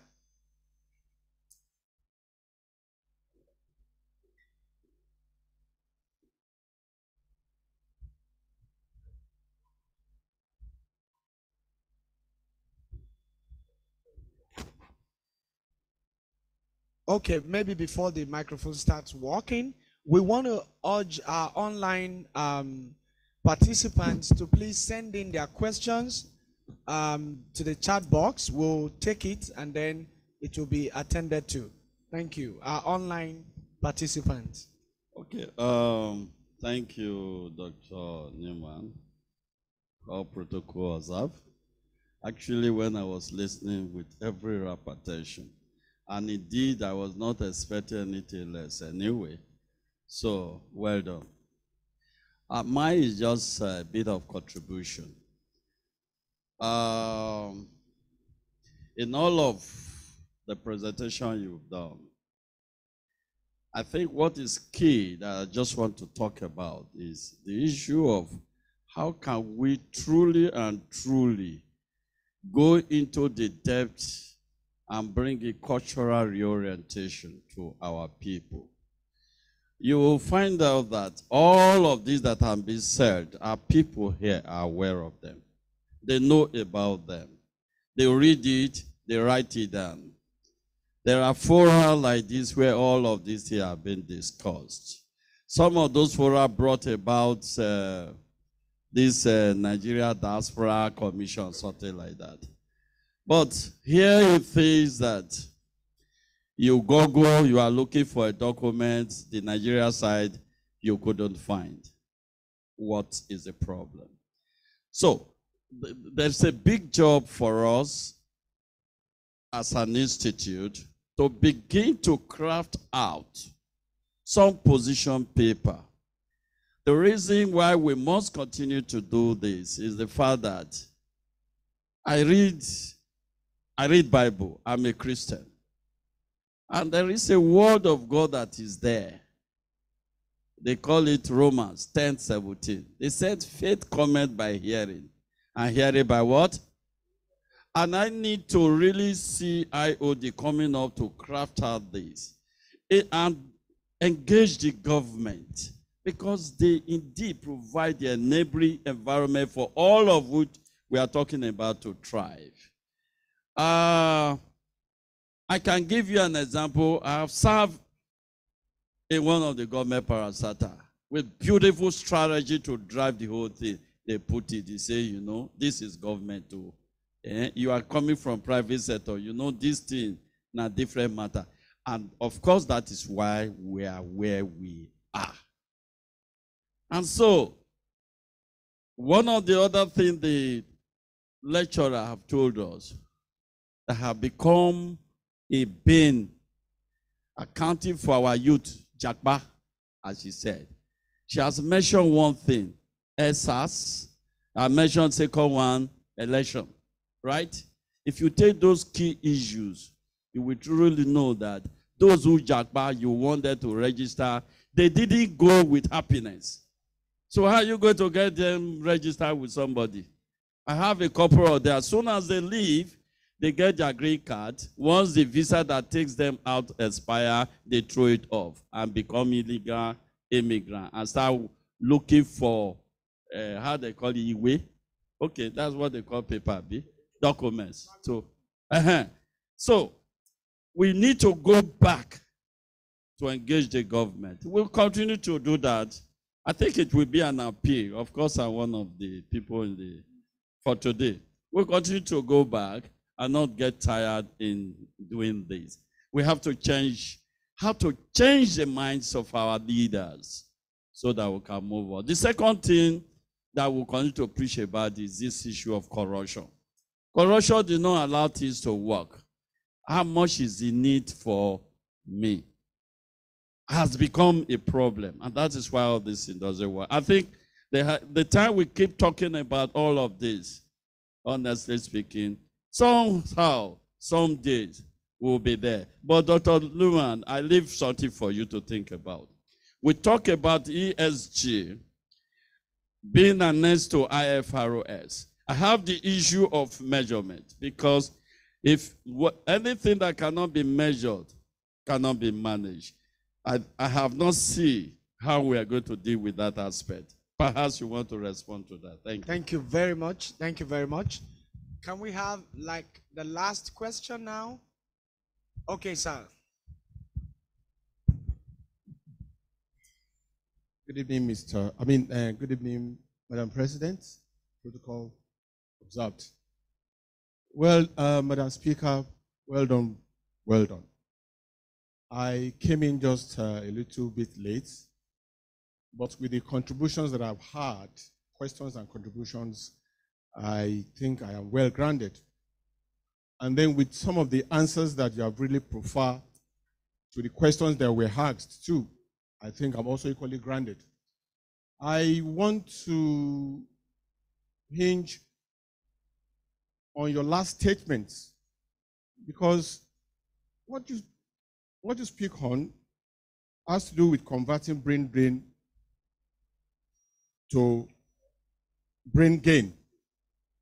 I think all that we've been talking about here is just about the brain drain and the consequences of the brain drain, and then we've not been giving ourselves the hope that there's the need, for us to have the ability to harness the local talent for competitive advantage. Also, while you were speaking, you also did talk about the fact that most of the people that will jackpot, they will jackpot into cold, and they will now find out that it's not too convenient. And then, of course, what will happen is, for me, I think there is hope. There is a very big hope. I'm not a politician. I'm a pure cultural person.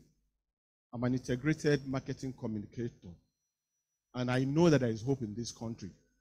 I have 4 children. And 4 of them, they are graduates.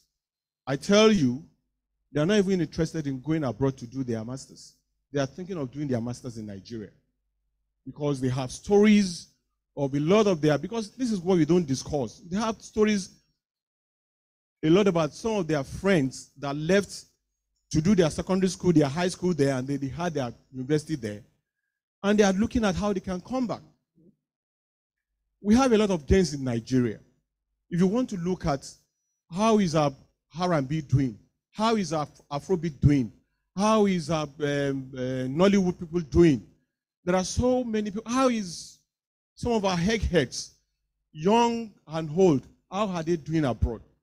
I think all we need to do that IoD has been clamoring for is for us to have advocacy and have good governance.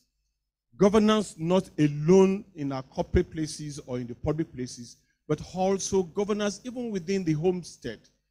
What do we tell our children? How do we get our children to speak our language? How do we get them to wear our dresses? How do we get them to know that, instead of eating chicken and chips, they should try as much as possible to eat amala instead of spaghetti? Thank you very much, sir. So I think, yes, we have had people that have jackpot.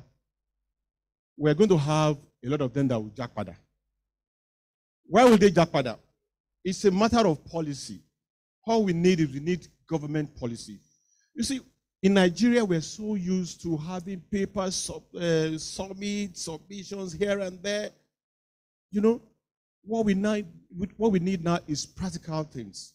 And of course, if the government can give the enabling environment, things will be well.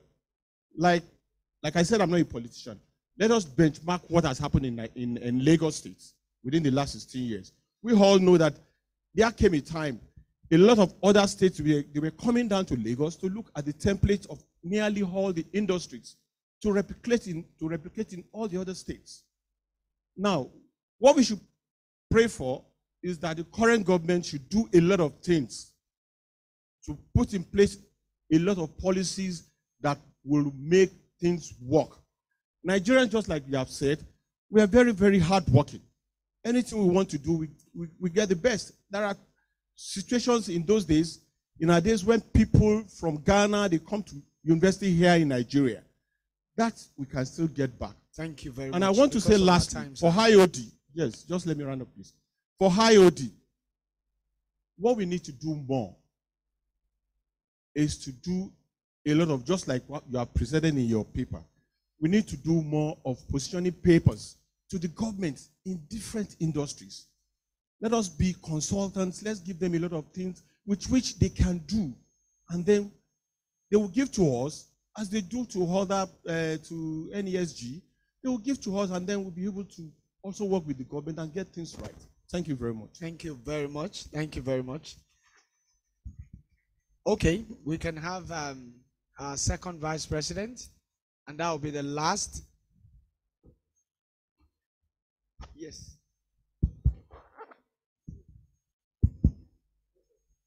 Madam President, ladies and gentlemen, I just wanted to take the discussion in a slightly different direction, and that has to do with what I perceive to be the current trend, particularly in the OECD countries in America, and that is that of artificial intelligence. Now, people are running away, taking off to greener pastures, but if you follow the trends, even in those countries, people are actually beginning to worry very significantly that jobs are going to be lost to artificial intelligence. In fact, I'm not sure I saw it in Dr. Newman's presentation. I'd be interested to know, when you do a survey of most of the people that you will say jackpot to these countries, what kind of jobs are they doing? Of course, there are some that are definitely highly skilled and operating at a very high level. But I would dare say there's a very large number that is doing very menial jobs and routine jobs and jobs that are easily susceptible to the introduction of artificial intelligence. So I think that if this trend is going to continue of people going, they need to also prepare themselves that what they are going there to look for, they may not, I'm talking maybe 5 years, 10 years down the line, they may find that a lot of those jobs have actually gone to artificial intelligence. So just a thought I wanted to add. Thank you. Thank you very much for that intervention. Dr. Newman, over to you, ma'am. Thank you very much. When questions start to come from some quarters, you know you're in trouble. I hope we'll get the questions from the online community. None yet. Okay, online tribe. I call them the online tribe. Thank you very much. The second vice. That question, I deliberately did not put the AI conversation in it for a reason. And it's because I didn't look at, if you look at the skills, I would really suggest that we really go and look at the Philippines process. If we look at the skills that the Philippines prepares its people for as they're going out, most of us that travel abroad, if you go to the spa, you find out that your masseuse is a Filipino person. I remember when I went to a spa, and this tiny looking lady came in and said she was my masseuse. I was like, you, what will you be able to do? Dealing with me, I was pleading for mercy, you know?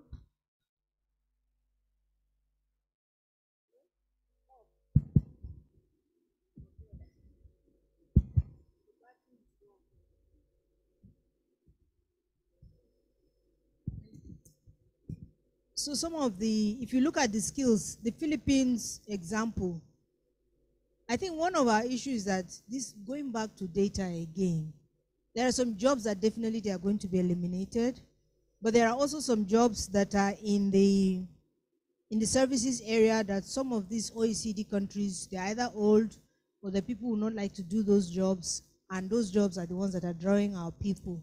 And most times when they go there, they do evening classes and all that and skill up, because it's very clear to them straight away that they need to skill up. One of the big things that they realize is also our educational system has not helped them. So most of them have to go to evening classes to scale up or to be competitive. So the example of the one that Philippines has is that they prepare them for things like hairdressing, masseuse, catering. You know, many of our VVIPs in Nigeria now, you go to their house, it's an in thing to have a Filipino as your housekeeper. They're all servicing our VIP people. They like having the white skin. And these people can cook fantastic meals which your robot will not cook for you. So that aspect, and they're also nurturing, looking after the children and all that. So some of the services that are not robotic enabled, they are building capacity in that massively. And these people pay them in FX, and if you convert the dollar rate, because you pay them dollar, if you convert the dollar rate to their own currency, it's a lot. So for them at home, they see them as expatriates working in Nigeria.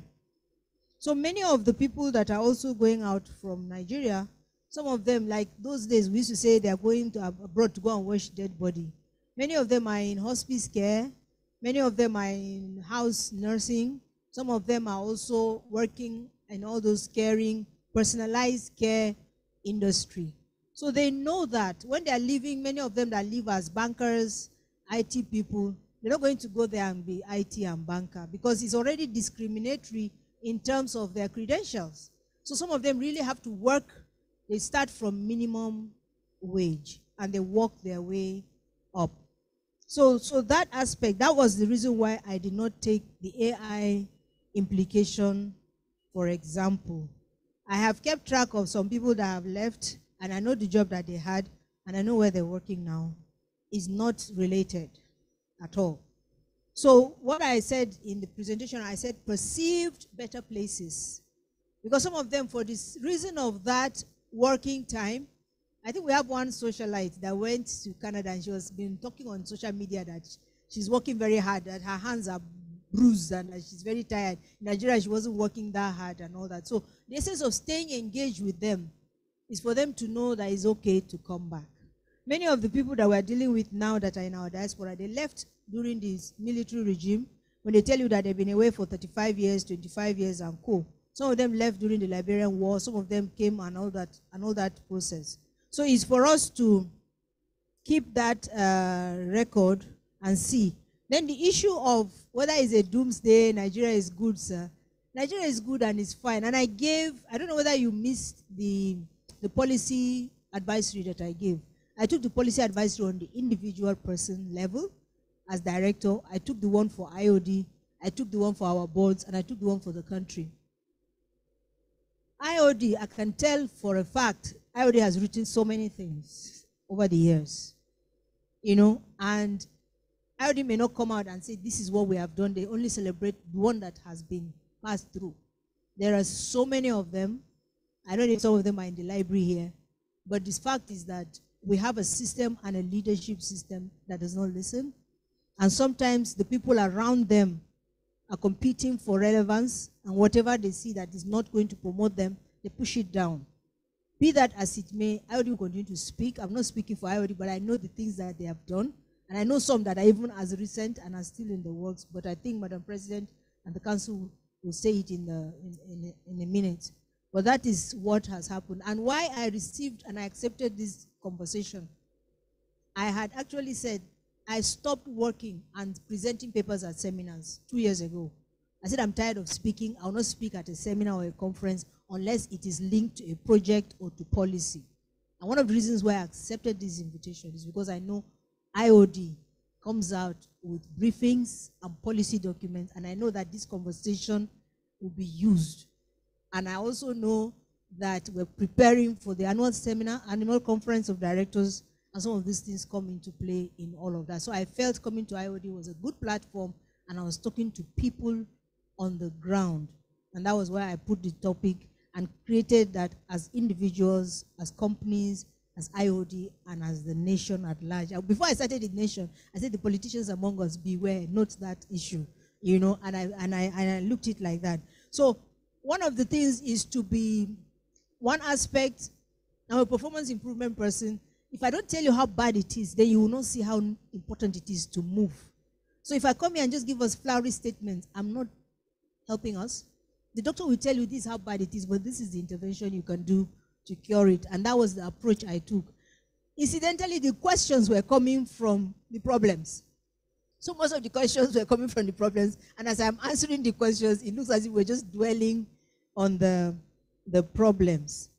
On the ESG aspect, it's a very interesting issue. Most people go online, they go to the UN and go to that and carry it. But we need to look at it in our context.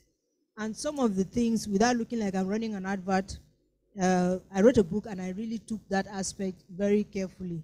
But ESG measurement, measurement, some of our consulting firms, our auditors provide this service. They know how to keep track of the KPIs very, very well. So if you ask your auditing firm, if they are among the big global ones, they'll be happy to share because they'll be happy to report it in your annual account. So that is, I want to throw that back. I know for a fact, because I come from one of the firms, as an alumni, and I know they do a very good damn job, but I'm not running an advert for my former employer. There are many of them in that space. So they do that, and I know my brother is trying to pin me to say I commit. I will not commit. I will not commit to doing anything. There are many people that are doing M&E, and ESG is a very good thing. That ESG is environment, social, and governance.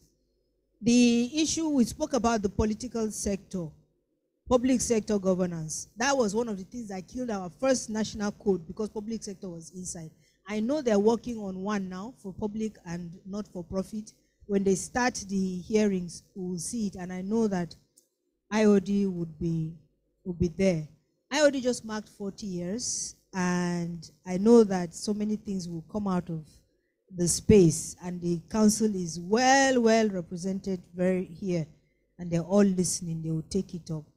Cultural reorientation, that's a fact, but it all comes from leadership. I saw something. I saw Zelensky. He went to see the people that are suffering from flood, and he came there in his sweatshirt. I have seen a governor who just got sworn in, and he was going to the market to make sure that they clean up. One particular governor was in shirt, like Madiba style, and one particular governor was in suit. You were wearing suit and tie, and you went to the market to talk to the market people. Some of our leaders need to understand the optics of your appearance. I've also seen a lady who was in charge of national emergency something. She was going to speak to people who have lost their houses, they've drowned, and they're sitting on mats. And you went with these big Prada sunglasses in your designer t-shirt, and you were talking to them. Abba, can't you tie Iro and Buba and look as if you empathize? Because you are wearing a glass sunshade that is like their 1 year rent. You know, so that we prepare people. People come to leadership for skills, but we don't prepare them for leadership. And that's a problem. Because when they come and become leaders, they don't know how to be leaders. Being a leader and being an expert in your field are two different things. So we need to look at the process of preparing leaders for leadership, and we don't have that either in our curriculum or in our development. Like even in IoD, we have programs of things that are ticking the box, but we don't take things that are self-awareness. Self-awareness things are very important, and they help project empathy for the leader. Listening is very important. We have not had leaders who are listening. I can't remember the last time. When was the last time we had a media engagement where people from various media stations come? When was the last time there was a disaster and we had somebody on the TV? When we were growing up, there will be a national address by the leader who will come and say this is wrong and I condemn it and we're going to do something about it. When was the last time we did that? When was the last time we all have phones. When was the last time you got a phone poll from your network provider? 5 questions, yes, no, about the nation. Hello? If I was the current person, one of the first things I would do my first week is I would deploy a 5-question survey to all telecom stations. You have a phone, answer you 1, 2, 3, 4, what are the issues? You know the reason about that? When they give you that feedback and you come back and say, this is what